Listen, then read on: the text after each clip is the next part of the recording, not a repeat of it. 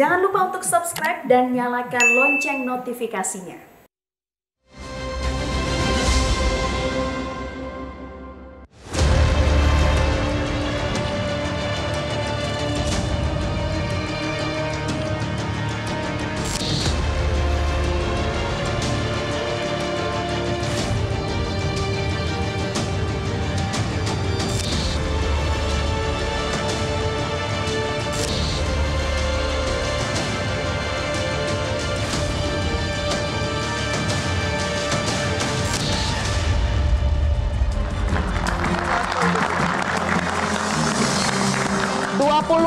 Rp24,17 triliun subsidi BBM dialihkan untuk bantalan sosial.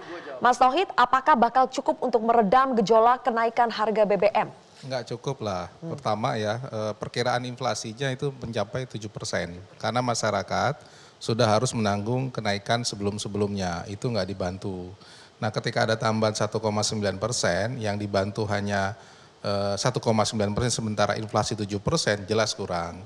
Itu secara hitungan kasar inflasi. Yang kedua adalah besaran nilai.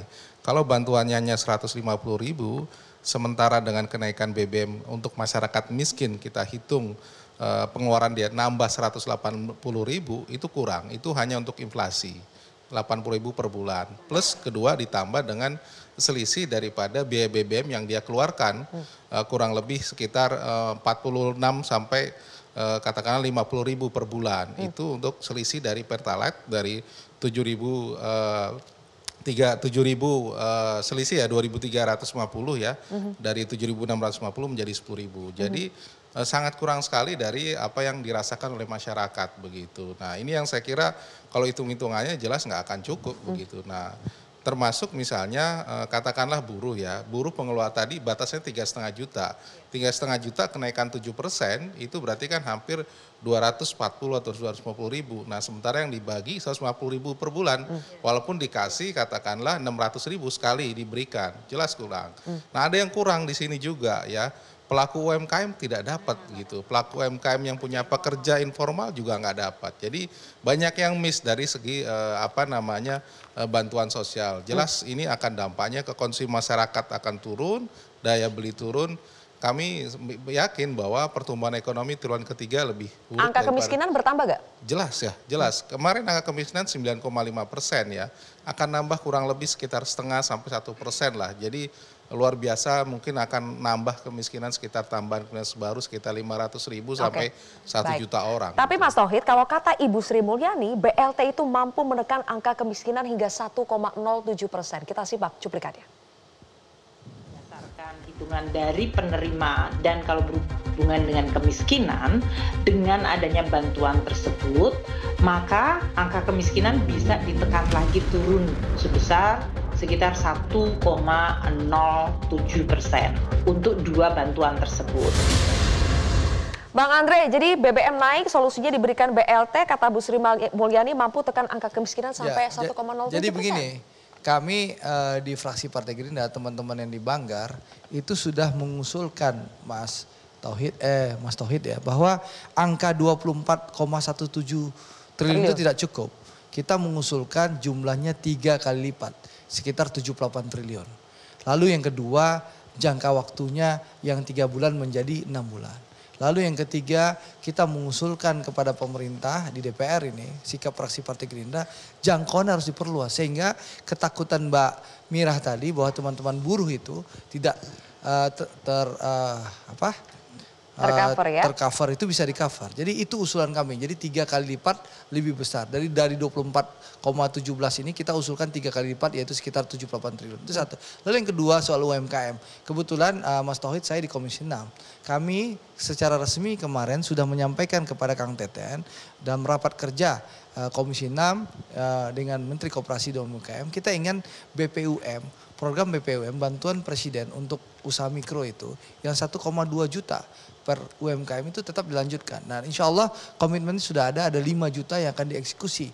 Jadi sehingga pemerintah, harapan kita dengan harapan kami fraksi Gerindra bahwa angka 24 itu bisa naik jadi 78 triliun, jangka waktunya 3 bulan sampai 6 bulan, ditambah jangkauannya lebih luas, plus yang UMKM itu mudah-mudahan ini meringankan beban masyarakat. Tapi itu baru sebatas usulan, Bu Mira. Coba. Ya, usulan tentu kita kawal. Usulan kita kawal. Karena gini, ini kan lagi membahas APBN. APBN lagi dibahas. Kita akan kawal nih. Gitu. Ya, jadi Pak Andre, tadi Bapak menyampaikan bahwasannya fraksi Gerindra itu mengusulkan untuk menunda. Harusnya lebih tegas lagi. Saatnya ketika Pak Prabowo akan dicalonkan tahun 2024, tegas saja kami dari fraksi Gerindra, Partai Gerindra menolak kenaikan harga BBM. Itu lebih pas. Jadi nggak abu-abu mainnya di situ. Yang pertama. Lalu yang kedua, saya mengkritisi terkait dengan Bu Sri Mulyani ya. Ini menunda itu sama dengan menolak ya itu. Itu mah mentang-mentang partai pendukung pemerintah. jadi kalau Bu Sri Mulyani saya kira tadi luar biasa lucu ya kalau menurut saya sebagai Menteri Keuangan. Beliau belum lama juga menyampaikan ada surplus kurang lebih 100-an triliun gitu di APBN kita. Tetapi satu sisi kemudian pemerintah menaikkan harga BBM dengan segala mengurangi subsidinya. Yang tadi yang bisa dimunculkan nggak Mbak? Boleh dimunculkan lagi tadi rincian bantuan sosial? Rincian bantuan sosial. Yang angkot. Oke. Kan jarang sekali sekarang kawan-kawan kita menggunakan angkot gitu ya. Tapi sudah ada subsidi 2% dari dana alokasi untuk angkutan umum. Kemudian yang ini subsidi upah sebesar Rp600.000. Ini cuma satu kali dan itu pun katanya dicicil 150 gitu. Dan ada kurang lebih pekerja formal kita sebesar 60 jutaan orang. Lalu informal sekitar 70 jutaan orang. Tadi kata Pak Tauhid yang informal gimana nasibnya. Udah gitu datanya mereka mengambil dari BPJS Ketenagakerjaan. Banyak sekali lagi saya tekankan di sini banyak sekali para pengusaha kita yang tidak mendaftarkan pekerja buruhnya itu di BPJS Ketenagakerjaan. Mereka ngambilnya dari mana? Itu pertanyaan besar dari kami. Baik. Ya. Saya ingin menambahkan ya, ini data dari BPS ya. Kita kenaikan BBM ini bukan yang pertama kali. Di Februari 2005, kemudian di Maret 2013, di Maret 2014. Pada tahun 2005 kenaikan BBM-nya memang tinggi 2 kali. Akan meningkatkan inflasi 17,11%. Jumlah penduduk miskin naik 35,1 juta menjadi 39,3 juta. Itu pada tahun 2005, kemudian dihitung dampaknya di 2006. Kemudian di Maret 2013, kenaikan harga BBM meningkatkan inflasi 8,38. Penduduk miskin naik dari 28,07 juta menjadi 28,28. Artinya dari contoh-contoh sebelumnya? Artinya contoh-contoh sebelumnya penduduk miskin tuh naik jumlahnya. Jadi tidak ada yang namanya turun begitu loh. Jadi agak aneh kalau misalnya penduduk miskin itu turun begitu. Dan yang paling banyak siapa yang menaikkan BBM di pemerintahan siapa Pak? Ya kalau kita lihat ya ini 2 kali pemerintahan ya. Saya kira sebentar. 2004, 2005. Saya ingin melanjutkan. Tadi ketika ada usulan dari Partai Gerindra misalnya, seharusnya seharusnya jumlah bantuan BLT itu tidak hanya 24,17 triliun, tapi bisa 3 kali lipat. Mas Burhan, setahu saya indikator politik juga melakukan survei berapa sih sebetulnya jumlah bantuan langsung yang dirasa cukup untuk responden. Itu berapa Mas Burhan? Dan dalam jangka waktu berapa lama BLT itu dibutuhkan?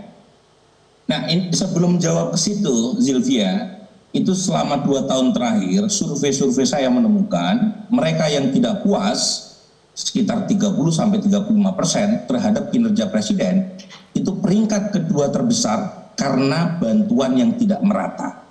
Kita tahu sejak pandemi kan ada banyak itu paket bantuan ya, ada BLT, ada bantuan sosial dan seterusnya. Sampai terakhir BLT minyak goreng, itu selalu ada jawaban yang berbeda dibanding survei sebelum pandemi, di mana mereka yang tidak puas karena masalah bantuan yang tidak merata. Problemnya ada 2, 1 datanya sendiri tidak reliable.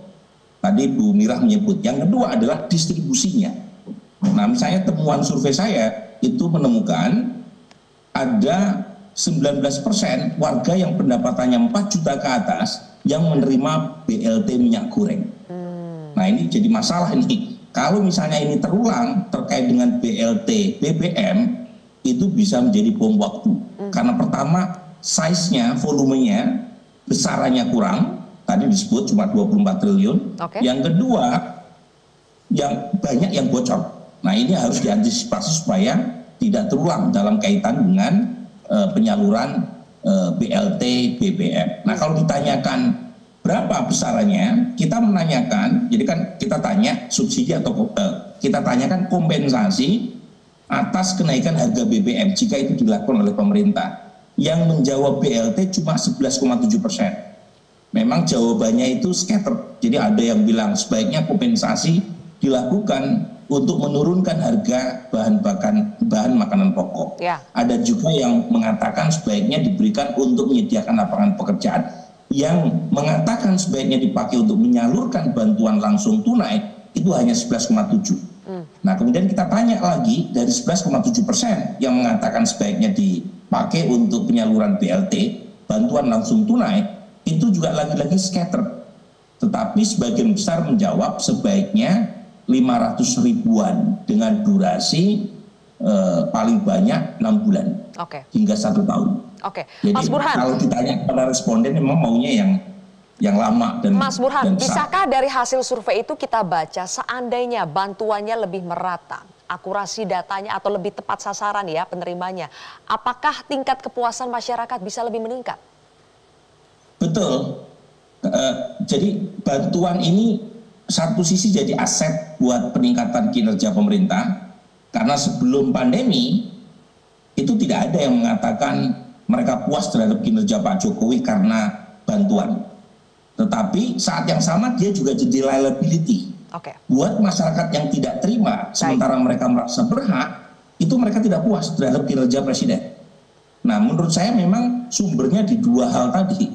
Data sendiri kalau hanya mengandalkan pada BPJS, Nakes, tenaga kerjaan itu tidak cukup. Mungkin perlu di cross check misalnya dengan data dari Dirjen Pajak. Di Dukcapil. Kuncinya sekali lagi adalah bagaimana akurasi datanya harus ditingkatkan supaya bantuannya bisa lebih tepat sasaran. Terakhir Mas Burhan. Ada banyak patron klien. Jadi distribusi itu diberikan kepada pihak-pihak yang memungkinkan mereka menyalurkan pada orang atas dasar kedekatan atau afiliasi politik atau ikatan emosional organisasian, tidak didasarkan pada kebutuhan. Jadi hal-hal semacam ini harus tegas. Menurut saya polisi harus turun kalau misalnya memang BLT tidak sesuai sasaran, sebaiknya ya ditegakkan penegakan hukumnya. Baik, kalau begitu terima kasih Mas Burhan atas analisa hasil surveinya tadi. Mas Burhanuddin Muhtadi, terima kasih sudah hadir di Kontroversi. Baik, saya ingin tanya ke Pak Trubus. Pak Trubus, berarti akar masalahnya yang menambah pelik adalah ketika sudah ada bantuan sosial, tapi bantuan sosialnya tidak tepat sasaran karena akurasi datanya yang rendah atau karena ada permainan di situ. Boleh ditanggapi nanti Pak Trubus, tapi kita harus jeda lagi pemirsa. Kontroversi akan kembali sesaat lagi.